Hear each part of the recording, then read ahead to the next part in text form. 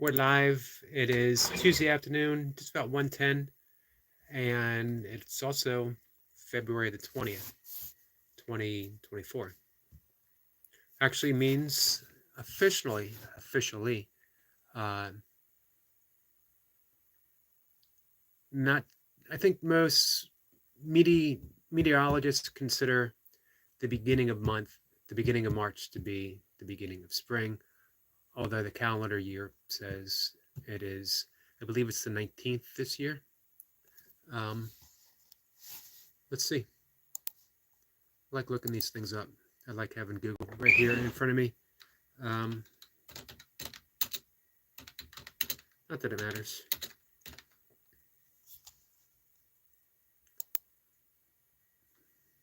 March 19th is 2024. Um, so that means we're officially less than a month from spring. Late spring's my favorite time of the year.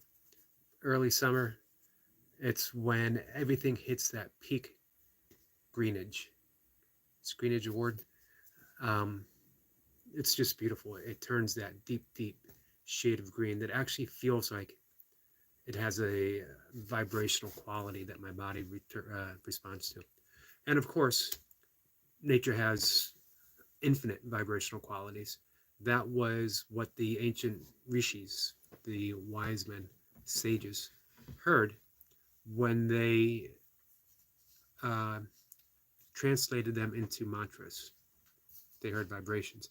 So when you're saying a mantra, you are literally just repeating a vibration of an experience, the thing itself, which is why in Vedic mantra meditation, you're using uh, a mantra that doesn't have a specific meaning, which is the way it's supposed to be.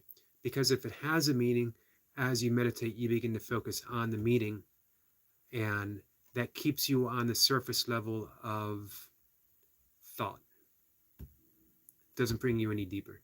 You're contemplating the meaning of the word that you're meditating on, which is great for contemplation. It's great for a lot of insights and revelations, but it doesn't help you transcend the level of the mind into a deeper state of consciousness, which is Turiya, the fourth state of consciousness, according to Vedic lore, Vedic psychology, Vedic philosophy.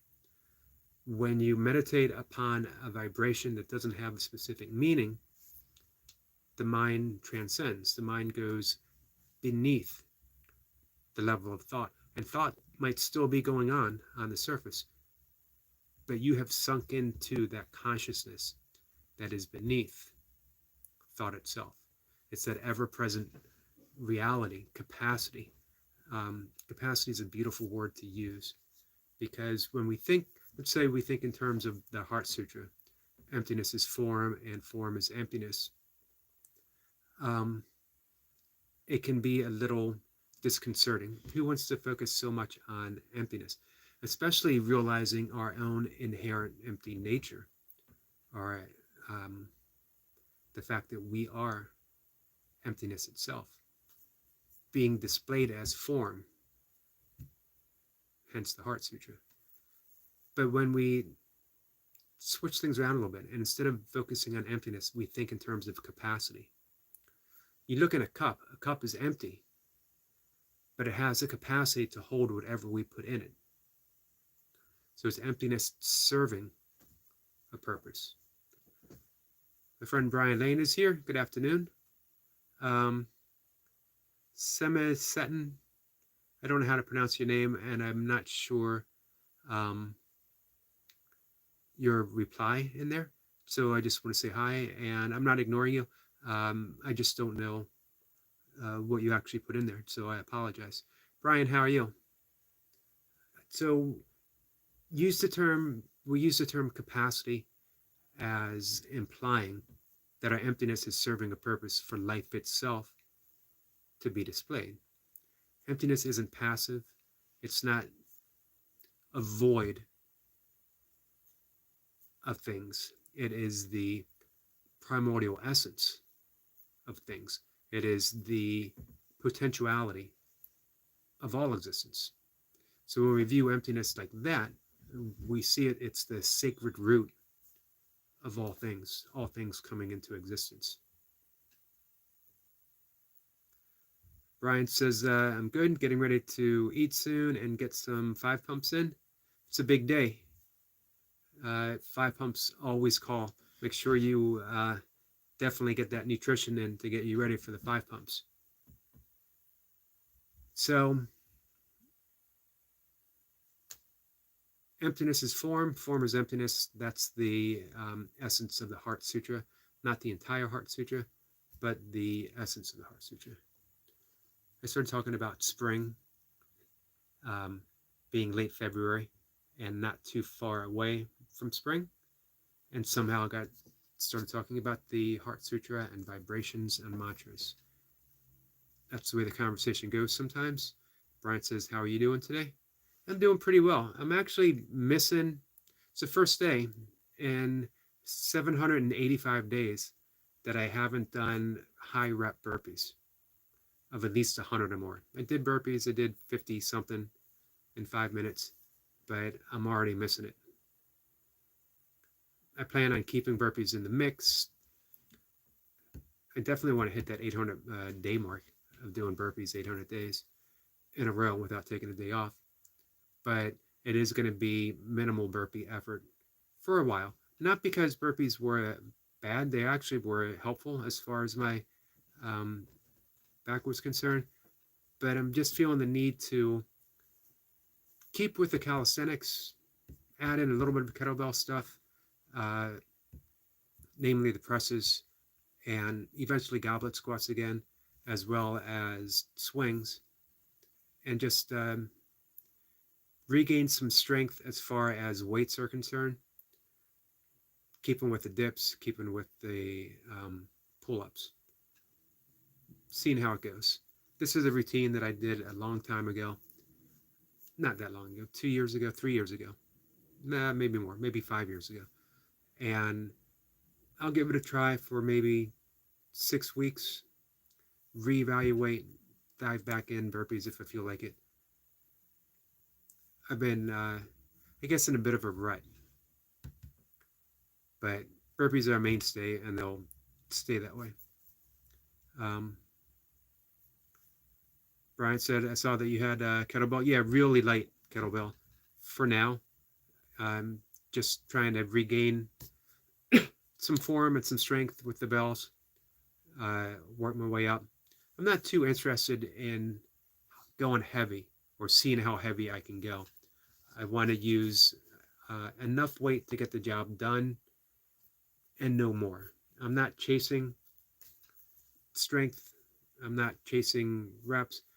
I'm just sort of letting things unfold as they are. At 2 more months, I'll be 59.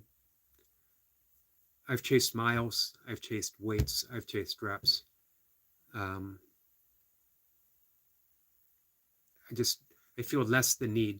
I even chased as far as yoga, doing more extreme postures and holding them for longer periods of time. And I just don't necessarily feel the need to be in pursuit right now. It seems it might be a time of repose, which is a word that's been playing in my mind quite a bit. I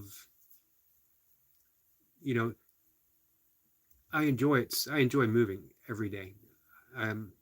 Even before the 785 days of burpees, I had been working out every single day most of my life, honestly. Brian says 2 years ago, all I was doing were push-ups, 10 sets of 50. That's a lot. And bench every other day. And the next day I would do curls and pull-ups.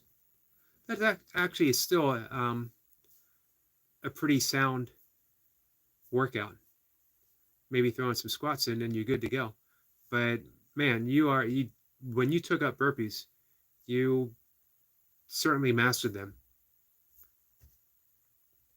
Brian says, do what works for you. That's the plan. And you know what? Nothing's ever set in stone. Just because you change something now doesn't necessarily mean you need to stick with it. The only reason I won't stick with what I'm doing right now is one, if I just really, really miss the high rep burpees. But again, eventually they'll come back.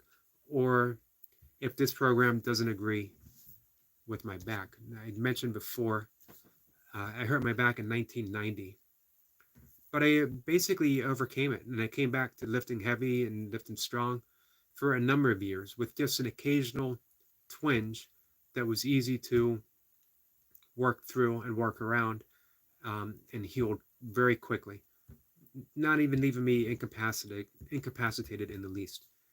Um, but I had been pushing it pretty hard with some harder yoga postures, and as mentioned previously a couple of times, I did something stupid, um, trying to get into my car in a really narrow space and joking uh, with my significant other, ex-wife. I told the story that I'm still with my ex-wife, um, and I joked and said I could use my yogic powers and yogic skills to maneuver my body into this extremely narrow space, one joint at a time, and get into the car. And she said, "It's ridiculous." And I said, "Watch." And it turns out she was right. It was ridiculous. Something popped in my back. This was two over 2 months ago, maybe even 3 months now. And um, I haven't been able to work through it since. Hopefully, I will. It starts feeling like it's on the verge of mending, and I get over enthusiastic. You wouldn't think at this point in my life. I've been training consistently in one thing or another since I was 12 years old.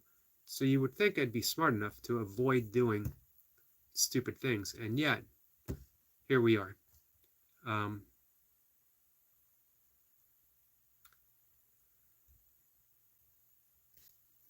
let's see. Brian says, remember an old guy used to tell me to not mix push exercises with pulls. So I would do bench or push ups one day and then the next day curls and pull ups, which isn't a bad way to do things. However, you can mix pushes and pulls. As a matter of fact, it's a mainstay in bodybuilding. Arnold used to superset um, chest and back, chest and back day. Some would superset shoulders and back. Chest and back to me was always, in my bodybuilding days, always a good mix because you get a terrific upper body pump doing those two together. And of course, biceps and triceps work together. You get a great arm pump, and that's pushing and a pulling. But there are infinite ways of training. The way, as Brian just said right up above, do what works for you. But also, don't be afraid to experiment. That's been the mainstay of my training for so long, was always trying different things. You know, I did kettlebell sport for almost a decade, and then I did ultra running for almost a decade. I bodybuilded, powerlifting, Olympic weightlifting, um, and just general training. Body weight right now seems to be best suited for me, but we'll see. We'll see how it goes. Nothing the matter with bodybuilding in your older years.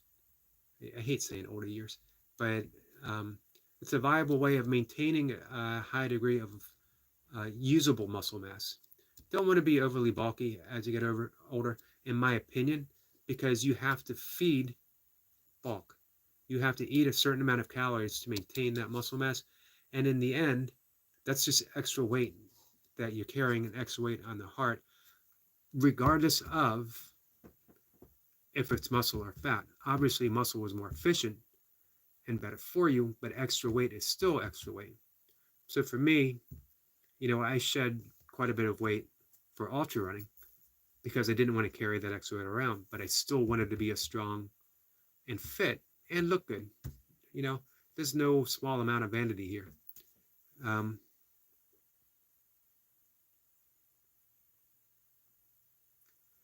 Brian says, yeah, I've been doing them both together now, but I don't even use weights as much lately.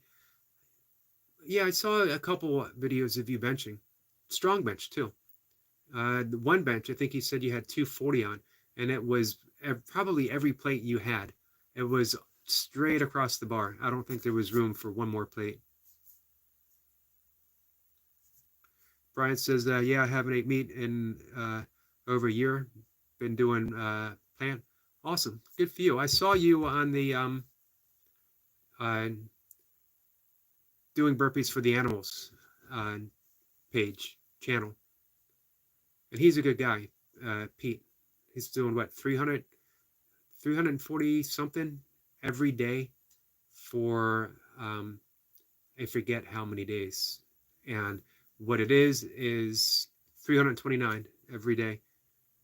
And he's doing that because over the course of the time that he's set to do it is the amount in pounds that the average American eats in meat, which is just crazy because we don't need, regardless of where you stand in your stance on meat eating, vegan, vegetarian, plant-based, carnivore, we simply don't need that much meat. And it is leading, for one, for me, I became a vegan. It's been, I guess, 15 years now. Um, and I did it for the sake of animals. Uh, the yogic diet is vegetarian. It might include some yogurt. It might include some milk or some cheese. It might even include a little bit of fish.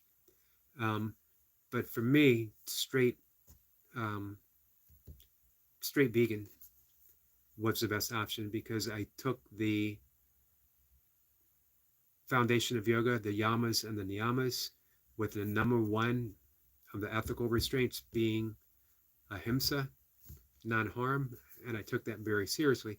If I was going to live the yogic lifestyle that I wanted, and I wanted to practice ahimsa, I wanted to practice non-harmfulness, um, non-violence, then that means I had to commit, especially coming from the fact that I worked in a veal farm for a little while when I was younger, as well as eating way past my share of meat. I just don't, you know, I don't need it. When you think of the fact that several counties in the Midwest produce enough grains that we could feed every starving person in the world. Our country could feed every starving person in the world. And yet, over 90% of those grains go to feed livestock. So that a few people, mainly in the Western societies, can eat the way they do. So that they can have double, triple bacon cheeseburgers, that they can have meat lovers pizza. Um, so I'm not offering any judgment on anyone's diet, except I think most of us don't consider, and I know I didn't ever consider the fact that my diet was contributing to world hunger, and it was contributing to, or it was the only contribution to animal suffering. And believe me, they suffer. They suffer greatly. Um, Pigs having the emotional intelligence of a small child, that they, and some people say that they actually exceed dogs in intelligence, if not at least being equal. And we would not ever subject our dogs to that kind of treatment, as we shouldn't, and we shouldn't subject any animal. So if we were to eat meat, there's a case to be made, one, for hunting, two, small husbandry, small farms, the way it used to be, producing just enough meat for us to get by, for us to enjoy it, for us to get the nutrients involved. However, the animals are cared for. That's the main word, is husbandry, meaning that the animals are cared for in a natural way. So Brian says he still does milk products sometimes, and I usually fast until late afternoon. Yeah, I do about a 15-hour fast. I used to do 20, sometimes 21, between 18 and 21, but it was forcing me to eat later than I wanted to, which was causing some sleep issues. So I had to change things around a bit.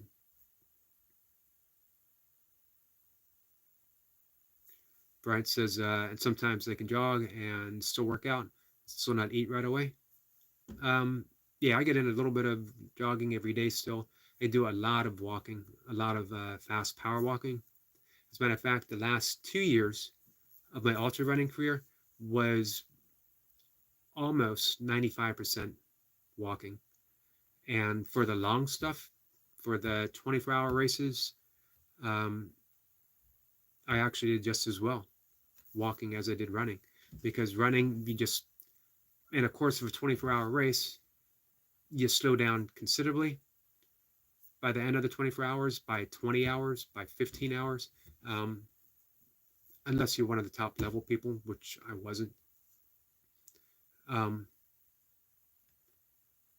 but when I walked, I could maintain the same pace virtually the entire 24 hours. So there was very little slowdown, which meant that my everything evened out.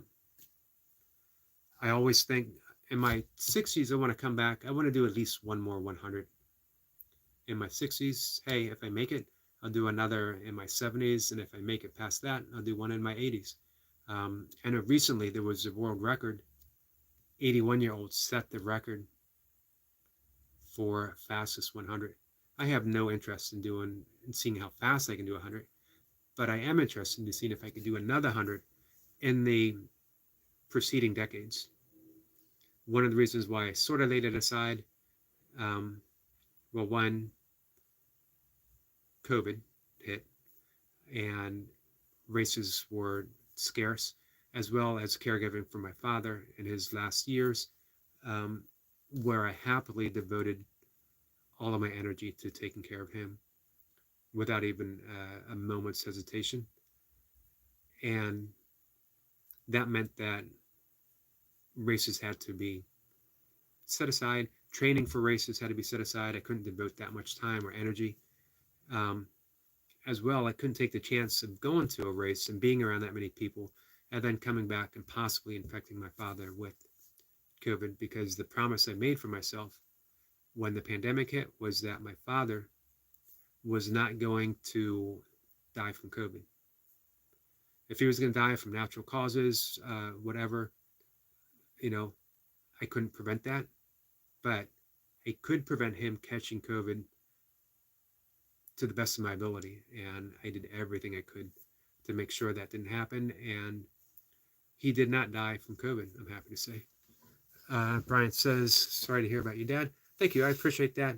But you know what? He almost made it to 94, and he was a good man.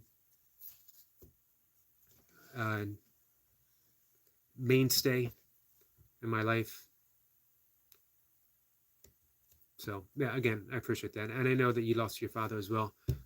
So I'm sorry. Cowboy Larry is here saying, sup, Larry, how are you? You know what? I originally set out to go into detail more about the type of yoga I practice because I felt like maybe I didn't address it enough properly yesterday. And then I ended up talking about February and vibrations and mantras and meditation. And now, Brian, I've been talking about diet, veganism, training, all kinds of stuff. But I'm never too far away from wandering my way back to yoga, obviously, as I do in almost every conversation. And one of the things that I did mention is why I'm a vegan, which is because the beginning of yoga practice, the yoga I practice is called Ashtanga yoga or Ashtanga yoga, not to be confused with the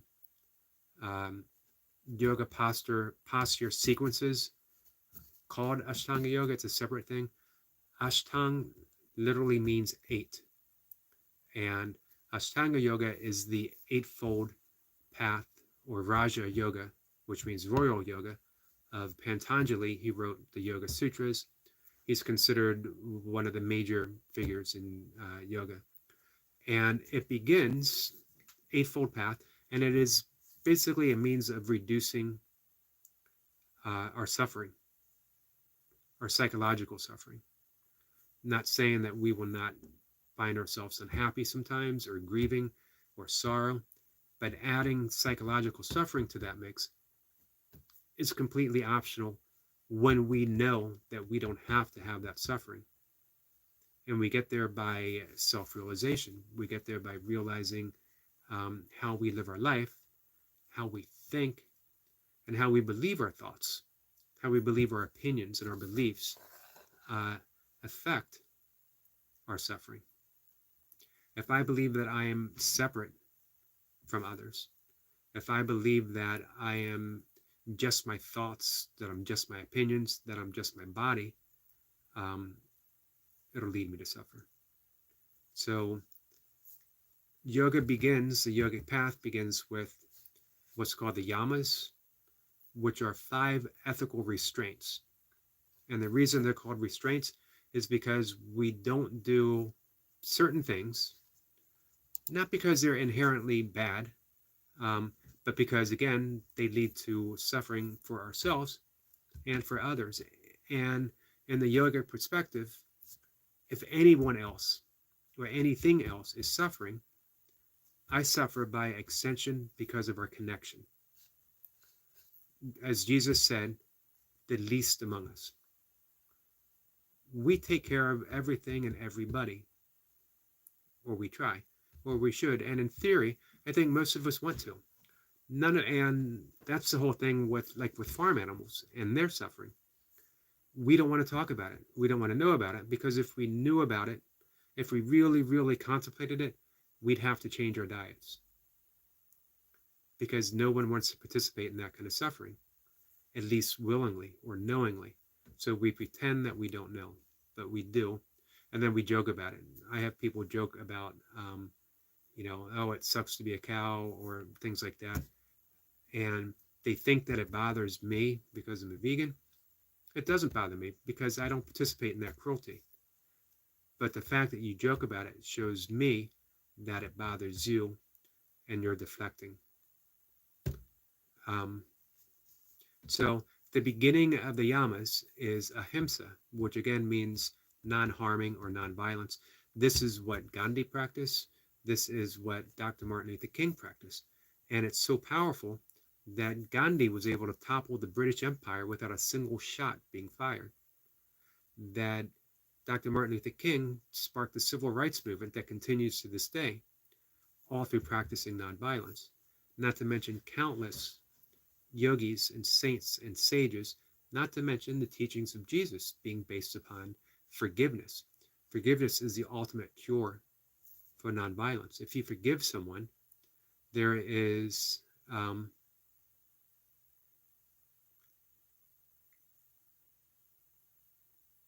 less chance of violence through forgiveness. Cowboy Larry said, it's sad how they mistreat, but God said he gave them for us for food. And you know what? I won't argue with that. I don't tell anyone else how to eat. But as I mentioned above, talking with Brian, that God gave the animals for us in care to use as food, not to mistreat. And I really think that when you view how farming was in early biblical times versus how it is now, where they're kept as products, they're seen as a commodity, they're not seen as actual animals. So, I mean, God wants us to care for everything and everyone, and including every animal. That doesn't mean that they shouldn't be used as food or should be used as food. I'm not going to make that argument. I think small farms, and the word people used to use was husbandry, which meant that you cared for your livestock, not just because that was your means of making a living, but because they were living creatures that were giving their lives for us to continue living. I'd much rather see somebody get their food from hunting or from a small farm or raise it themselves versus buying it from a factory farm where, we remove not just the soul of the animal, we remove our soul from the production of food because of that cruelty, because if we faced it every day thinking that we were one of the highest suicide rates of people who work in factory farms, you can't be around that kind of suffering and not have it affect you. Um, so you can practice ahimsa, non-harming, and still eat meat if you do it ethically. Oh, you do your best. And that's what yoga asks, is not to be perfect. Do your best. And we can always start over. Nothing's ever set in stone. There's no failure in yoga, which is why it's called a practice. When you're practicing something, that takes away all expectations of being great. It means that we're practicing in order to be better. The longer you practice, the better you get, the less suffering in your life, the less you suffer, and the less people around you suffer. So again, we practice non-harming so that the opposite grows. When you practice a restraint, it means peace grows. So when you practice truthfulness, which is a second yama, then everything you say is true because you're practicing truthfulness. So you're living in an honest environment that you've created through your own practice. People know they can trust you, they can depend upon you, and your life changes. You suffer less because you're not in this defensive posture of having to defend any type of mistruth whatsoever. So again, we're not practicing, we don't say not lying. What we do is we practice honesty. And then we have the non-stealing, we have protection of our energy. We could say protection of the sexual energy or protection of energy in and of itself. And living, the last one is living in simplicity, generosity. All of them are important. None of them are in order, and none of them are commandments. They're mere suggestions. Patanjali, who formalized this, simply said, if you practice these 5 restraints, you're happier. And that's the basis of yoga, is living a happier life. And then the niyamas are internal ethics, personal observations, like cleanliness, purity, contentment, discipline, self-study, and surrender. And you surrender to something bigger than ourselves. So in a case of spirituality, we're surrendering to God. We're basically saying, God's will, not ours. We're laying aside our ego and we're giving ourselves to whatever master plan is in effect for life itself. Getting to that last step, and none of these are in order, they just sort of unfold.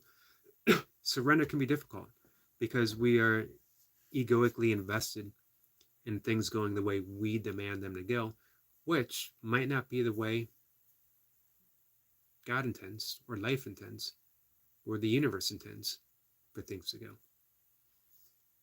So you can surrender to God, you can surrender to Christ, you can surrender to Krishna, you can surrender to yoga itself, the universe. I like thinking in terms of surrendering to life, letting life handle the details. Life flows and continues. Surrendering to life, for me, is no less than surrendering to God, because the reason we have life is due to God. So it's, I guess, a matter of semantics. So that's the first 2 limbs of yoga, is the yamas and the niyamas. And then you have the asanas, which are the postures, the physical, which is a very small part. In the 195 sutras of the yogic sutras of Patanjali, yoga is mentioned, I believe, 3 times, or yoga postures are mentioned 3 times, because they were meant to be used to still the body to meditate, or to still the body to pray. They weren't the exercise system that we have now. That actually came later. And that's good and should be practiced, but it should be practiced in terms of opening up the body's natural energy centers so that we are healthier, so we can sit in meditation longer. And then the fourth limb is pranayama, which is our breath work, which might be one of my favorite branches. Uh, and then pratyahara, which is withdrawal of the senses. And I've been talking quite a bit about that. The yoga nidra, which is that deep yogic sleep, very restful and restorative. And just a way of, we spend so much time with an outer focus, object focus, seeing the world, touching the world, tasting the world, hearing the world, sensing the world, that we need just for our own peace of mind, just for our own psychological well-being. Turn inwards, shut things down, but shut things down with a state of awareness, which is different than sleep. When things are shut down, but we are unaware of anything. When we practice turning the senses inwards, withdrawing our senses, and yet maintaining awareness, we get that deep rest that goes beyond actual sleep. It's an interesting state, and I really highly recommend exploring it. And on my YouTube channel, I have some of my favorite Yoga Nidra people who will guide you through. I think I have a 12-minute, 15-minute, 20, 25, 30-minute sessions. And it's great because someone guides you through the whole process. And then we have 3 stages of meditation to round off the Eightfold Path. That's my practice of yoga, the whole thing. So, with that, from talking about February to vibrations, to mantras, to training, to veganism, back to yoga, I think that's pretty much going to be the whole conversation. Appreciate Brian and Cowboy Larry. Thanks for stopping in, guys. And we're going to call it a day. We'll see everyone tomorrow. Take care, guys.